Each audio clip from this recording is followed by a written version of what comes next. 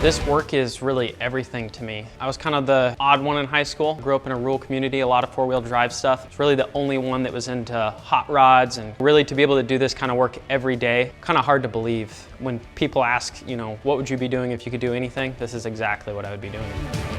So this is HRK Design. This is my shop, and this is where we build cars. This right here, this is a 32 frame with a Lincoln Y block, really kind of a cool motor. It's got some Edmunds valve covers. This was originally a negative displacement supercharger for a Detroit diesel. They changed the screws over, switched it to a positive displacement supercharger, handmade intake, cool stuff like this belt tensioner here is made out of a connecting rod. So just real cool, traditional hot rod kind of stuff on this one.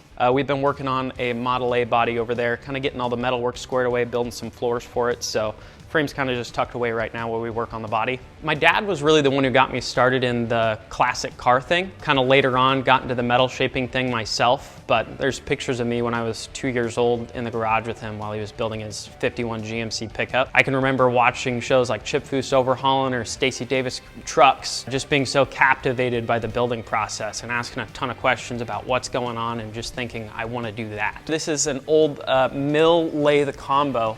I actually got this for free. So a machinist buddy of mine, he had this sitting in his shop and not doing anything with it. So he asked me if I wanted it, and I was like, hell yeah. So still need to learn some stuff on the machining side of things, but that's probably one of my bigger goals, is to kind of start breaking into that world of learning how to turn some stuff. This is a 1950 Hudson Commodore convertible. Based off of our research, this is one of 47 that were ever made. So this came in as a complete running and driving car, and this is going to be a total full build. Right now we're in the metalworking process of it. This cool octagon thing, I stole this idea from my friend Rod Emery. This is what he does to his Porsches. It's a unibody car, which is really unique for an American car in the 50s.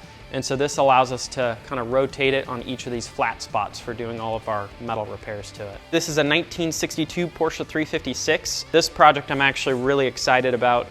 This thing is very, very rusty though. If you look at this half of it, it's missing most of the body. We bought a whole bunch of reproduction panels. We thought we were kind of just going to replace one panel at a time. As I looked into it more, I kind of explained to the customer the whole back half of this thing wasn't even attached to the inner structure. We ended up cutting the whole back half of the body off. Now we're going to build a chassis table for it, and so we'll have it all hooked up just like they do at Restoration Design to build a complete new chassis, and then take the skin and just lay it back on top of there. You can see here it's pretty roached away. If I had to guess, it was probably an East Coast car somewhere where they had salt. One of the rustier cars that I've seen. So here, this is the Model A body that's going to be going on that 32 frame.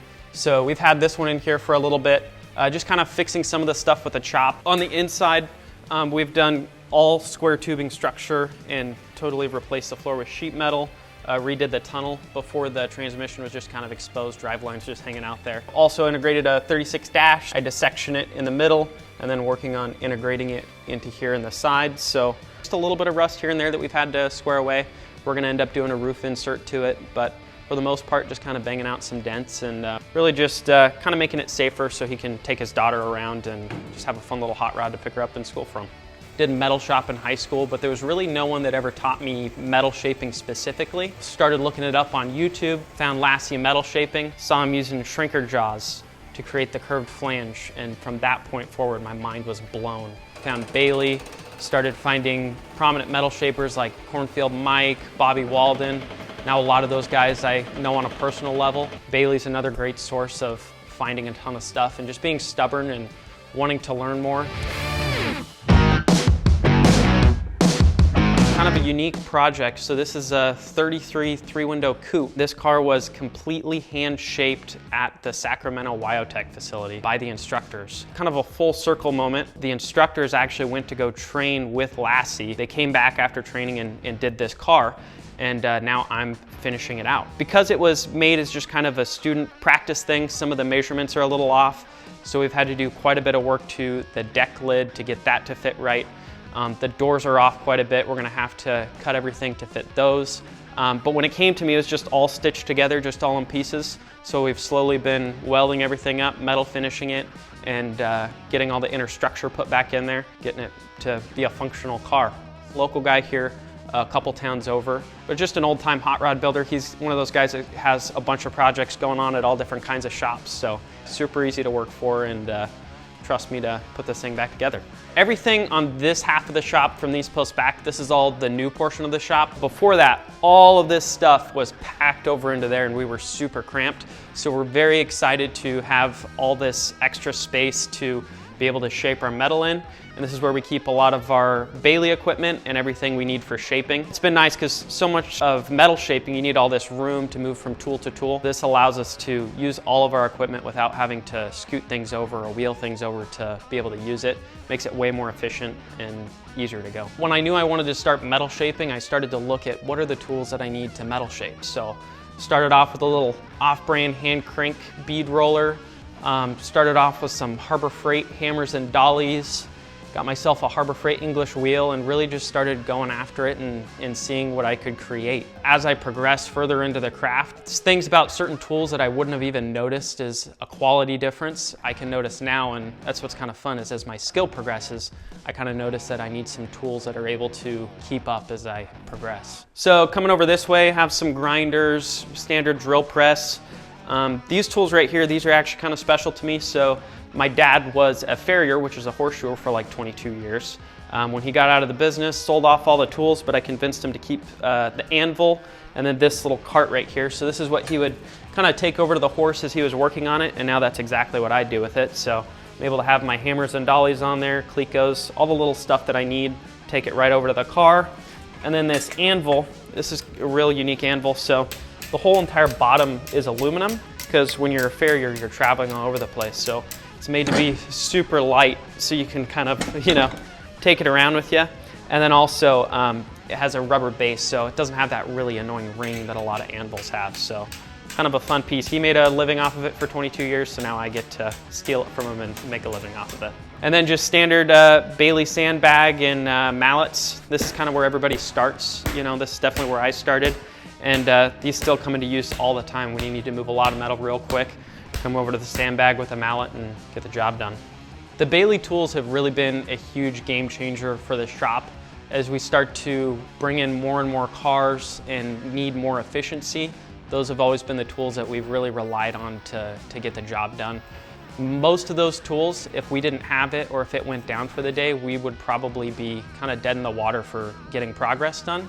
So it's a huge deal to have tools that not only we're able to rely on and are efficient, but also tools that are going to produce a really high quality product for our customers. We have our Baileigh shrinker stretcher. Definitely going to want to be getting another one of these soon so we can switch over from, you know, shrinking and stretching and not have to change these out.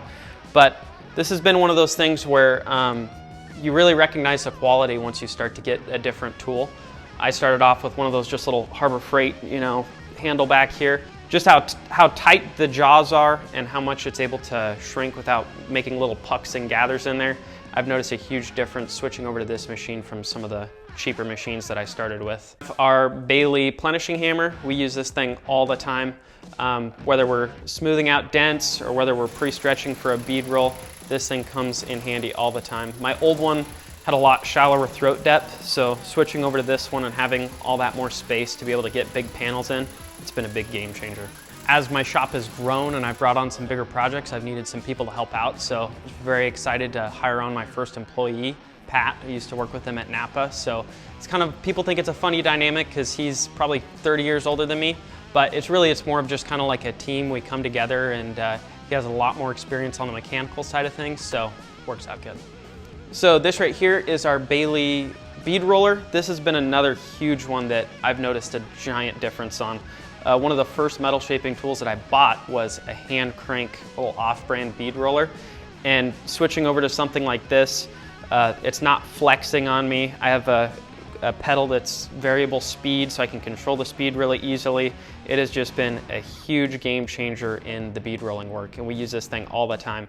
Whether we're doing floors like the Model A, or whether we're using these tipping dies to tip a curved flange, this thing's coming into play just about every day. Then right here we have our Baileigh English wheel. This has been another huge addition to the shop. I started off with just a small Harbor Freight English wheel, which worked out pretty good, but I was just always so limited on the throat depth. So switching over to something like this that is a much more professional tool, has that throat depth, a ton of different lower anvils I can choose from. it's been a really big deal and definitely improved the metal shaping. These ones are kind of cool. So my friend had bought them at a garage sale. He got a real good deal on them. And I was like, I really want those things. He's like, well, I don't want to sell them. He's like, but take them over to your shop. Use them as long as you need them. The only deal is if I ever need a piece of metal, you know, bent or sheared, you just do it for me. So works out for a pretty good deal. Eventually get some Baileigh ones in here and then give these things back to him. But in the meantime, these things are getting used every day. Baileigh's social media, especially their Instagram page, has really kind of brought a prominence to metal shaping that I don't think was ever there before.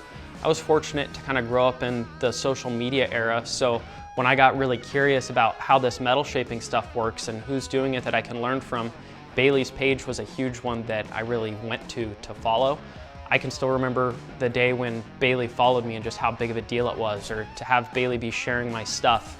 It really meant something more than just a random share on Instagram. This right here is a 51 panel truck. We did some metal work on this one a couple years ago, and now it's just in here to get some brakes freshened up and make sure he stops when he's going down the road. It's for a local sign painter here. So this is his truck that he uses to travel around, and he's able to carry all of his sign equipment back there, ladders. This is a Jaguar fuel filler cap that we integrated into here. The lines on here perfectly match the lines that are on these stock taillights here. So kind of tied it in. This right here, this is the first piece of metal that I ever shaped. So I pounded it out on the sandbag, kind of plunged it out, did some stuff in the English wheel, and I was pretty happy with it. That was the first time that I took a flat piece of metal and kind of turned it into a bowl. This was really just about probably 6 years ago that I started really getting heavy into the metal shaping side of things. When I think of what I would like my legacy to be, I think it would just be quality and that we do a really good job. I always tell people that in this line of work, all it takes is a lot of time and dedication to be really skillful at it. So if at the end of HRK Design's life, people know it for being high quality builds, that just means that we've spent a lot of time and hard work and dedication to get to where we're at. So that's the shop, and this is where we get to be creative every day and work on some awesome hot rods.